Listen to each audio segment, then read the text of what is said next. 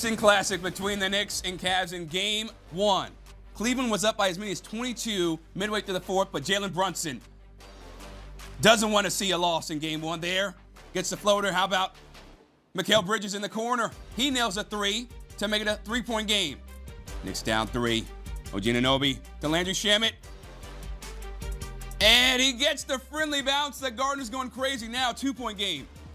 Brunson just going to work against James Harden. He was food when that matchup happened. Stephon Marbury loving it.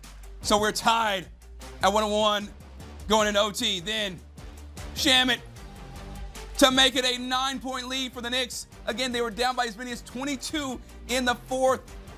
And New York completes the largest comeback in franchise history in the play-by-play era. They outscored. They went on a 38 run to end regulation. And they outscored the Cavs 44-11 after being down by as many as 22. How about Donovan Mitchell with 29? But Jalen Brunson, 38 points, 5 rebounds, 6 dimes, 3 steals. And New York shocks Cleveland at home.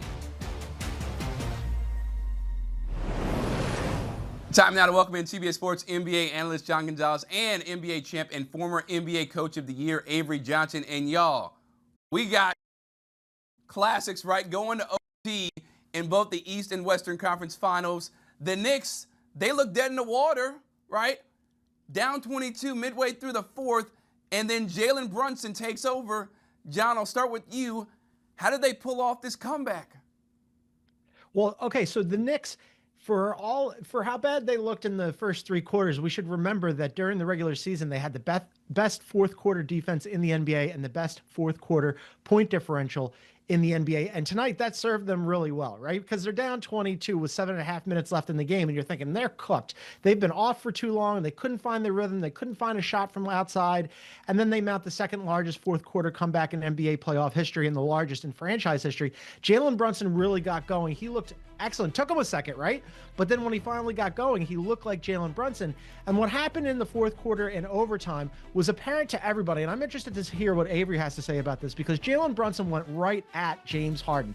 He was hunting James Harden during that comeback over and over and over again. And at no point did the Cavaliers say, maybe we got to do something about this, because James Harden is basically a traffic cone out there, and this is not working out well for us. And then while all that is happening, you have Donovan Mitchell, who played great up until 3.5 quarters through the game. And then when the comeback starts happening for the Knicks, Donovan Mitchell disappears. He doesn't have the ball in his hands. He's not getting any shots up. Makes very little sense to me how the Cavs executed the back end of that game. And the Knicks, full credit to them, because one of the concerns and questions I had about the Knicks, aside from the layoff, was that they weren't really tested in the first 2 playoff series against the Hawks for sure, and then definitely not against the Sixers. They put up no resistance whatsoever. What would the Knicks look like when they were challenged? Well, tonight we got that answer, and they looked pretty good. They still won at home, and the Cavs are going to be kicking themselves. John, I agree. I placed this squarely at the feet of both. When you look at Donovan Mitchell and James Harden, what are we doing? Give the Knicks credit. Incredible fourth quarter. But my goodness, James Harden's defense against Jalen Brunson, I don't even want to share my age, but I'm probably 20 years older than him or more. I could play better defense than that. They were searching out James Harden. He didn't step up. He didn't even provide any resistance. Where's the resistance? And then Donovan Mitchell. I know you like to kiss your fiance after wins. I don't know if you're going to get a kiss tonight, because you don't deserve one, because you completely disappeared at the end of this game. So, again, I placed this squarely. We could talk about coaching, but I placed this squarely at the feet of James Harden and Donovan Mitchell. You were supposed to walk out of Madison Square Garden with a win tonight.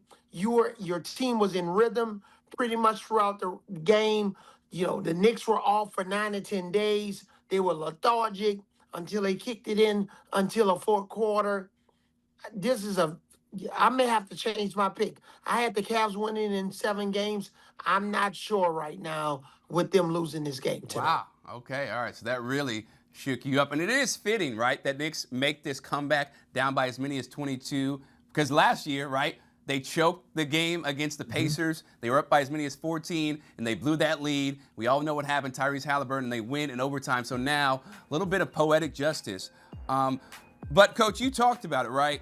You know, Donovan Mitchell, James Harden, they got to be better. Donovan has to be the alpha male in this situation. But Kenny Atkinson, he only called one timeout during that run for the Knicks. How much blame do you put on Kenny Atkinson and just not pumping the brakes there, getting his team controlled again when the Knicks were clearly cutting into the lead? And that's fair, Chris. It's a collaborative effort.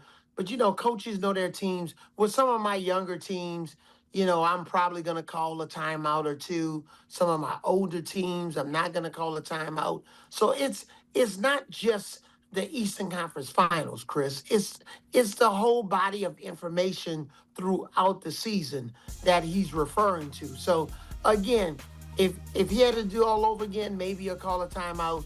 But again, he trusts his team. He's got two veteran elite guards.